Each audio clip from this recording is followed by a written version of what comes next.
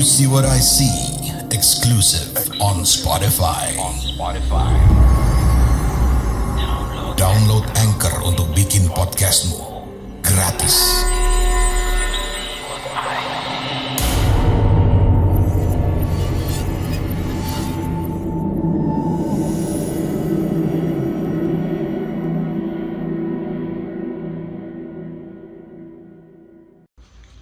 Halo warga Desa Sukawati, kembali lagi di Mencekam, menceritakan email kamu.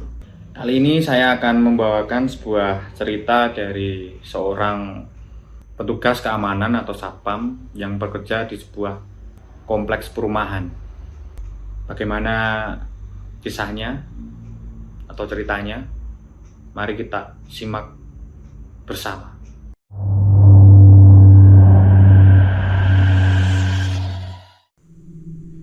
Saya cuma tamatan SMA saja, walaupun sebenarnya pengen kuliah, tapi terkendala biaya.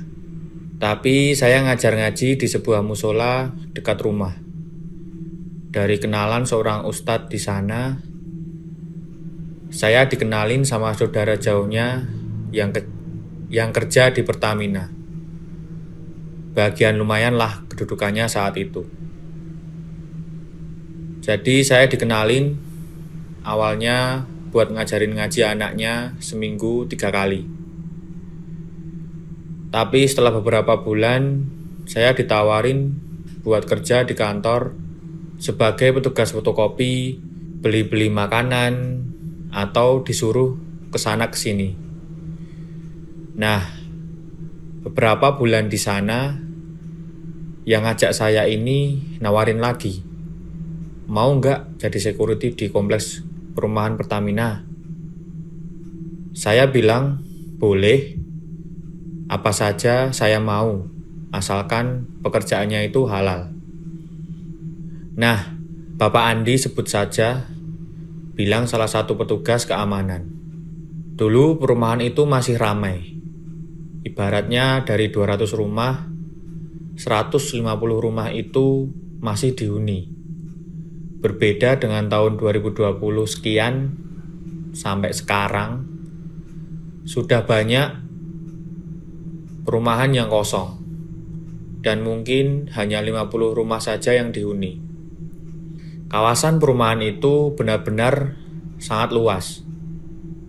Ada begitu banyak belokan. Pertama kali saya datang, saya pikir yang saya tahu itu sudah keseluruhan dari komplek tersebut. Ternyata di sisi lainnya itu masih melebar dan sampai kemana-mana. Apalagi ternyata di bagian tengah dalam itu ada sebuah lapangan golf. Saya kebanyakan dapat shift setelah maghrib dari pukul 7 malam sampai pukul 7 pagi. Pada hari pertama sampai 2 minggu saya belum punya pengalaman horor apapun. Walaupun ketika berkeliling memang nggak ada ketemu satu orang pun. Kompleks itu ya orangnya habis pulang kerja, paling sore hari duduk-duduk di depan rumah, ngobrol sama keluarga, ataupun menyambut tamu, atau mungkin menyiram tanaman. Selepas maghrib jarang banget ada yang keluar rumah. Masjid aja kebanyakan kosong, karena mereka mungkin memilih untuk ibadah di rumah. Apalagi pukul 12 sampai jam 1 malam. Itu benar-benar sepi banget. Saya ingat betul, malam itu malam minggu. Banyak orang-orang yang keluar kompleks. Biasanya untuk makan malam, jajan, atau belanja, dan sebagainya. Mereka pulang mungkin sekitar jam 10 sampai jam 11 malam. Setelah itu mungkin cuma ada 1-2 orang yang lewat. Waktu itu saya berkeliling dari blok A, blok B, C, hingga blok E. Blok E terletak di sudut paling kanan. Rumahnya nggak satu-satu seperti rumah yang ada di blok A sampai blok D. Rumahnya rapat seperti kontrakan, tapi sudah kosong selama puluhan tahun. Tinggal kerangka-kerangkanya saja. Tapi walaupun begitu, saya harus tetap memeriksa karena masih ada beberapa rumah yang dihuni di sebuah rumah di dekat pabrik. Jadi rumah paling belakang di blok E di dekat pabrik itu ada beberapa baris rumah, sekitar kurang lebih 5 rumah. Baris pertama itu masih ada penghuninya, 1-2 orang. Karena terlihat masih rapi, masih ada tanaman, lampunya juga masih nyala. Saya berkeliling di sana. Suasananya benar-benar anyep. Ya, kalau saya bilang, pohon-pohon besar di depan rumah itu tampak bergoyang-goyang tertiup angin. Pabrik itu sudah lama tidak beroperasi. Jadi merupakan sebuah pabrik kosong. Saya pikir sayang banget rumah-rumah di sini banyak yang kosong. Apa nggak bisa orang-orang di luar pekerjaan itu tinggal di sini? Saya kadang bertanya dalam hati, seperti itu.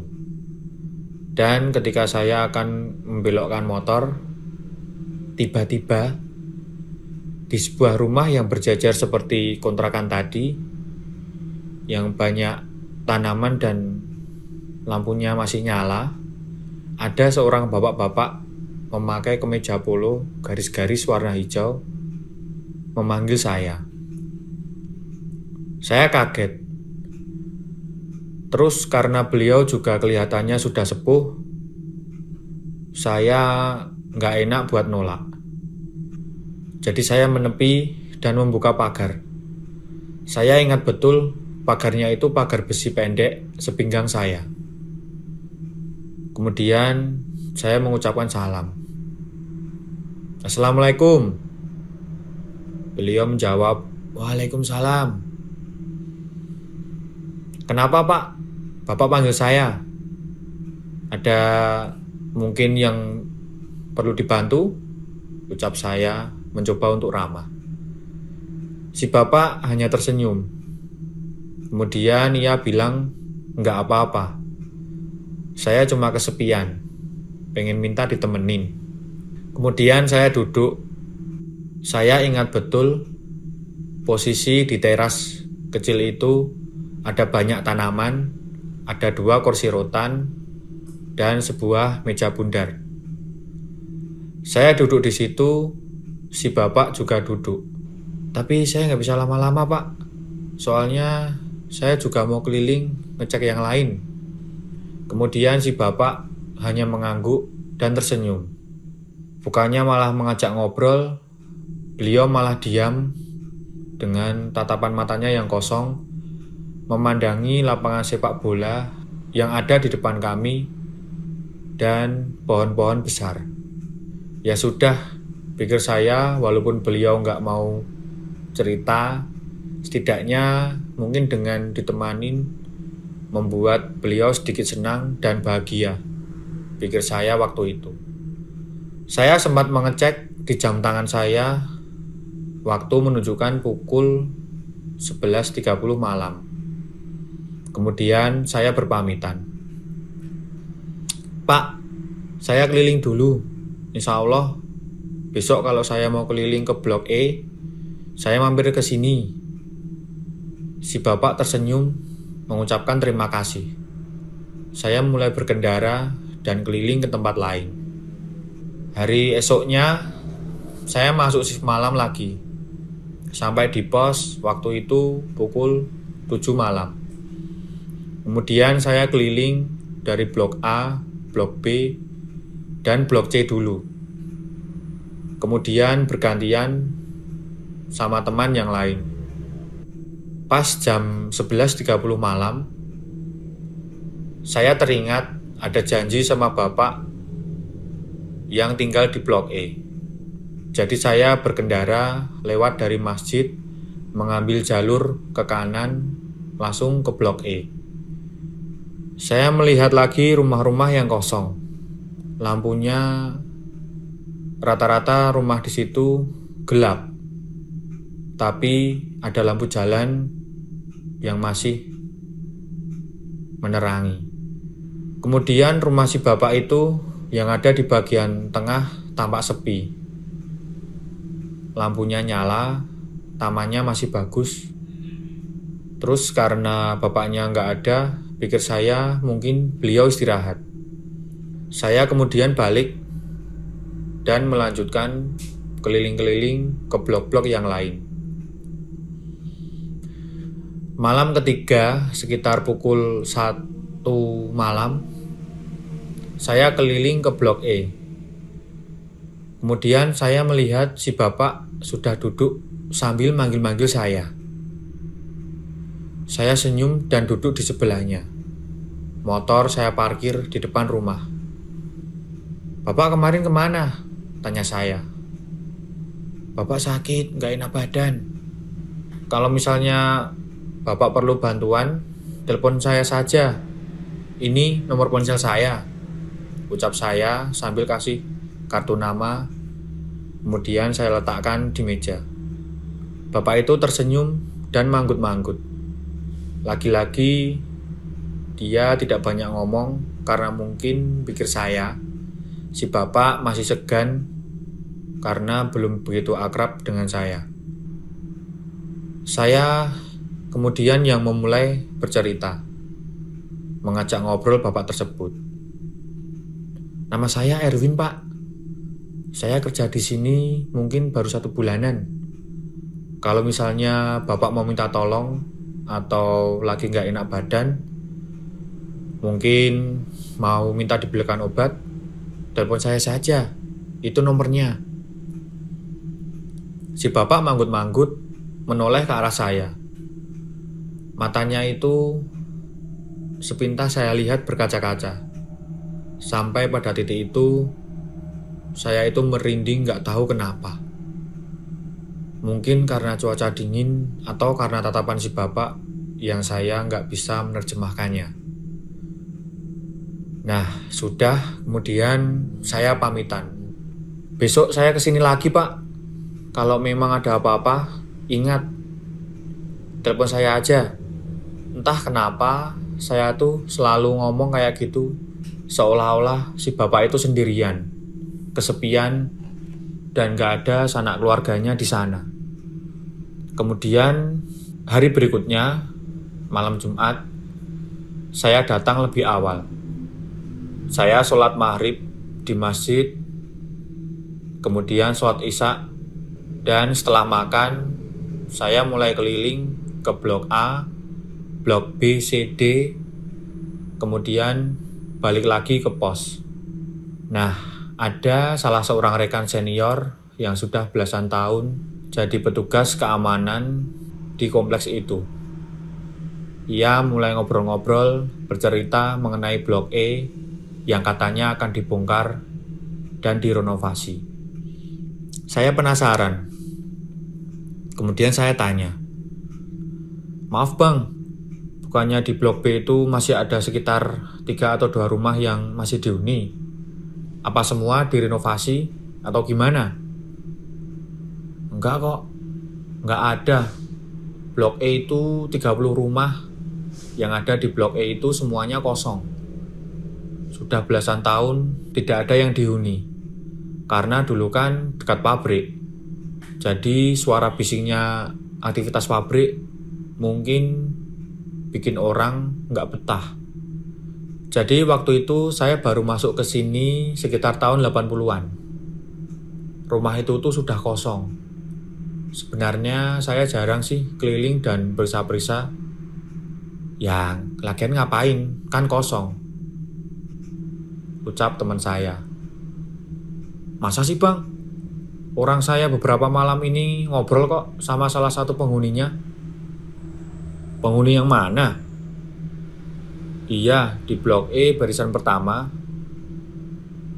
Rumah yang tengah, ada seorang kakek-kakek yang tinggal di sana. Saya malah ninggalin kartu nama. Kayaknya si kakek itu lagi nggak sehat. Kemudian teman-teman saya satu shift, mereka berempat, mereka saling pandang, nggak percaya. Loh, ini beneran? Masa saya bohongin senior-senior sekalian? Ya nggak berani saya, ucap saya waktu itu. Kalau nggak percaya, ayo Pak Budi, ikut sama saya, nanti saya antarkan. Saya ngotot karena saya merasa benar. Orang saya ngelihat kok ada penghuni yang tinggal di barisan pertama rumah bagian tengah tersebut. Sepanjang jalan, saya merasa seperti kedinginan, merinding. Saya pikir apa mungkin saya masuk angin atau nggak enak badan. Pak Budi terus-terusan menengok ke arah saya karena kami naik motor masing-masing. Sementara dua teman lainnya itu motoran di belakang. Jadi yang jaga itu ada 2 orang di pos depan. Nah, sampai di barisan blok E, itu seluruhnya gelap. Nggak ada lagi rumah yang nyala. Padahal beberapa hari yang lalu, rumah di bagian barisan paling depan itu masih nyala. Kemudian saya nunjuk ke rumah bagian tengah. "Di sana bang," ucap saya waktu itu. Pak Budi sama abang-abang yang lain kemudian menyalakan senter. Terus kami masuk.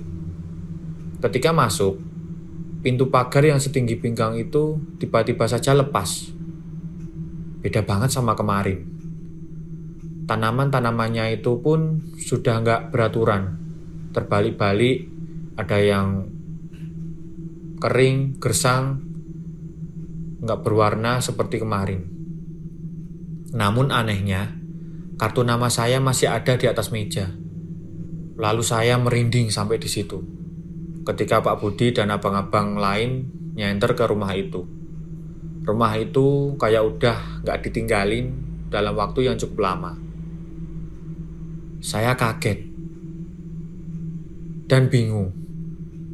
Rumah itu kayak rumah sudah rusak, sudah rapuh, dan lembab.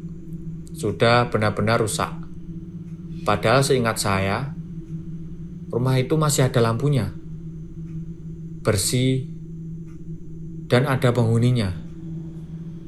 Tanaman-tanaman di depan juga seingat saya masih segar dan berbunga. Enggak mungkin, ini enggak mungkin, ucap saya dalam hati. Saya benar-benar shock. Ya sudah, mungkin dianya cuman pengen kenalan, cuman pengen tahu kamu itu baiknya sebatas mana, apa punya empati atau tidak,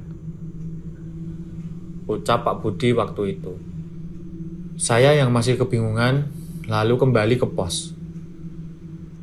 Saya selesai shift itu sekitar jam 7 pagi. Kadang-kadang senior-senior membawakan sarapan. Waktu itu saya sampai nggak minat untuk sarapan. Jadi saya kembali ke blok E karena rasa penasaran saya. Dan ketika matahari sudah terang, saya memang bisa melihat dengan jelas bagaimana keadaan blok E itu. 30 deretan rumah di barisan pertama, kedua, dan ketiga itu memang semuanya benar-benar kosong. Sudah rusak parah, sudah porak-poranda. Saya tertegun memandangi rumah di bagian tengah. Lalu teringat seorang bapak-bapak tua yang sudah sepuh selalu menatap nelangsa ke arah jalan. Saya tidak mengerti apa maksudnya. Sebagai salah seorang petugas keamanan, teman-teman saya kadang berbagi cerita mengenai pengalaman mereka berkeliling dan memeriksa rumah-rumah mewah yang ada di sana. Lain waktu, saya ceritakan pengalaman Pak Budi dan abang-abang yang lain. Terima kasih. Kamu punya pengalaman horor? Kirim ceritamu ke podcast.ceritahoror@gmail.com.